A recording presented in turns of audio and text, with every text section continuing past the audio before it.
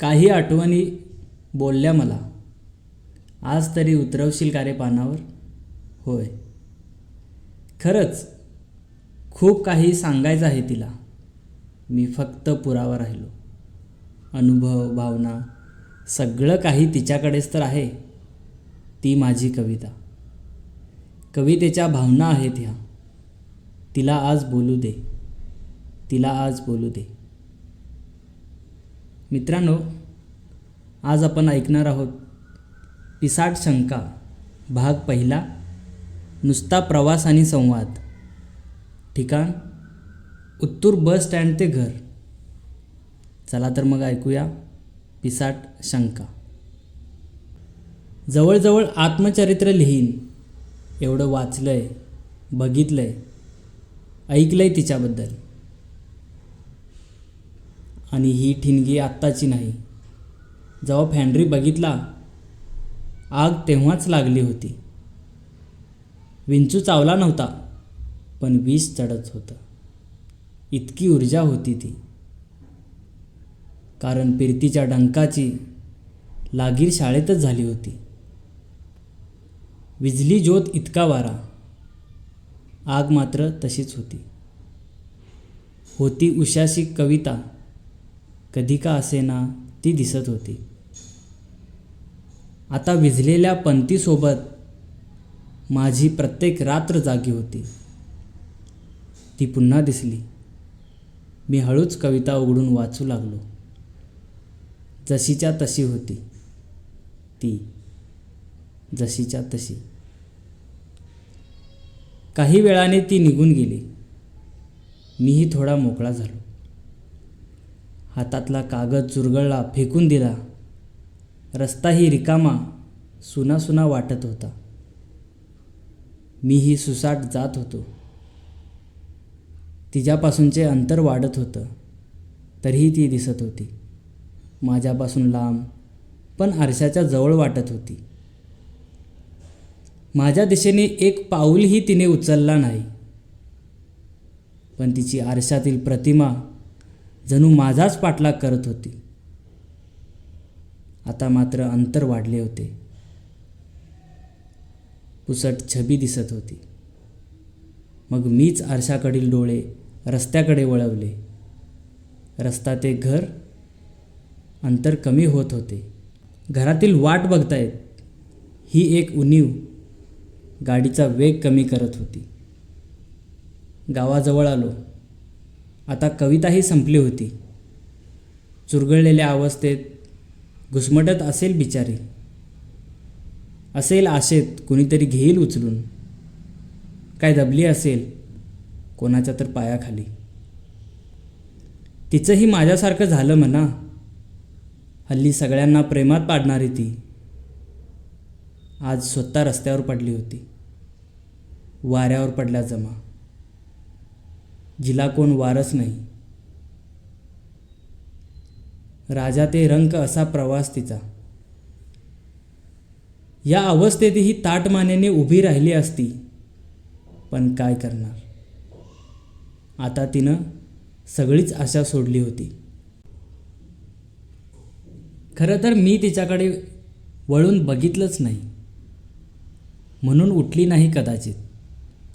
तिला हसू येत असेल माणसातले बदल पाहून. ती नाही कधी बदलणार.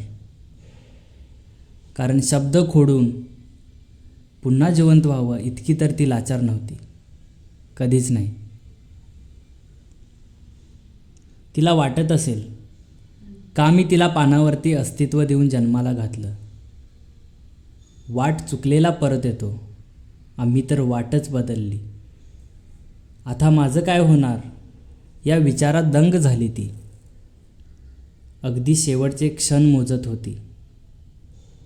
घरात पोचताच माझं मन भरून आलं. मी एकटा पाहून ती कुठे आहे असं विचारत घरातलेही कवितेला विसरले याचे पुरावे देत होते. डोळ्यात पाणी आलं. ती एकटीच असेल. स्वच्छ हवा असूनही मी घुसमटत होतो. मला राहवलं नाही. डोळ्यातलं पाणी लपवण्यासाठी तोंडावर पाणी घेतलं. आता डोळे झाकण्याची भीती वाटत होती. एका पाठोपाठ एक क्षण मोजत होतो. उठलो घाई गडबडीत, कोणाला न सांगता तिच्या ओढीने रस्ता कापत होतो. डोळ्यात पाणी, तोंडावर हसू, मनात धगधग, डोक्यात शंका. शरीराचे सगळे भाग तिलाच नमन करत होते. मी पोचलो, पण तिची चाहुलीही लागत नव्हती.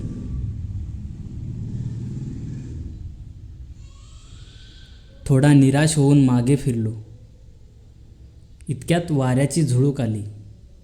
मग पुन्हा एकदा तिच्या नजरकैदेत आलो. किती गोड हा अनुभव. तिने मला पाहिलं आणि नजर फिरवली. किती वेळ भटकणार असं या शंकेने एकटक माझ्याकडे बघत होती. इतक्या कडू नजरेने मला पहिल्यांदाच बघत होती. लिंबाच्या झाडाला थडकून वाऱ्यासोबत फडफड करत होती. तिलाही रडू अनावर झाले होते. फक्त माझं मन राखण्यासाठी हसत होती. मी तिला चुरगळलेल्या अवस्थेतून सरळ करत घट्ट मिठीत घेतलं होतं. पुन्हा प्रेमात पडलो की काय या गोष्टीचं नवल वाटत होतं. आता ती जवळ होती, अगदी मनापाशी, म्हणजे खिशात. 4 घडी मारलेल्या अवस्थेत, पण सुखरूप. जगातील श्रीमंतापैकी मीही एक आहे असंच वाटत होतं तिला. ती माझ्या जवळ आहे हा केवढासा आनंद. भयंकर परिणामकारक होता. माझी धावपळ बघून ती हसत होती. एक क्षणही राहू शकत नाही माझ्याशिवाय. मग कोणत्या आत्मविश्वासावर चुरगळून टाकून गेला हा माणूस, असं बडबडत होती. मी तोंड बंद ठेवलं होतं, मनात मात्र हसत होतो. माझे अश्रू तिला भिजवत होते. आता काहीच न बोलता मी खिशावरून हात फिरवला. ती आहे, ती आहे असं म्हणत सफर चालू ठेवला. घरात पोचलो. यावेळी स्वागत जंगी होतं. सगळी बडबडत होती. इतका वेळ बाहेर थांबतात का? कुठे होतास? प्रश्न चालू झाले. हे रोजचंच आहे असं म्हणत मी बेडरूममध्ये शिरलो. निवांत झोपून गेलो. कसं होणार याचं असं म्हणत तिने बडबड थांबवली होती. तीही गप्प बसली होती, हृदयाचं ठोके मोजत. निश्चिंत झाली होती. तिने स्वप्नात प्रवेश केला. आता ती पुन्हा दिसत होती. सुगंधी फुलासारखं दरवळत इकडून तिकडे भटकत होती. पुन्हा जवळ येण्याचं धाडस तिच्यात नव्हतं. बोलण्याची संधी तिने सोडली नाही. हलक्या आवाजात म्हणाली. शब्द खोडून टाकले, पान फाडलं, अक्षर पुसली. हे सगळे विचार तू मला जन्म घालताना का केला नाहीस? शब्द कोरताना तेव्हा मी नव्हते तुला अडवण्यासाठी, आठवण्यासाठी. मला चुरगळलंस, फेकून दिलं. सांभाळायचं नव्हतं तर मग जबाबदारी घ्यायची का? आपण बाप झालो ही जाणीव उपजत होती. कुणाची तर बांधिलकी जपणं किती कठीण काम वाटत होतं. मी असं वागलो याची लाज वाटत नव्हती. तरीही मान खाली घालत आणि नजरही तिचं सगळं ऐकून घेत होतो. तिच्या मताशी सहमत होतो. चूक माझीच होती म्हणा, म्हणून ऐकून घेत होतो. एरवी कुणाचं ऐकतो? तिचा राग शांत झाला. सगळं विसरूनही गेली ती, इतक्या उदार मनाची.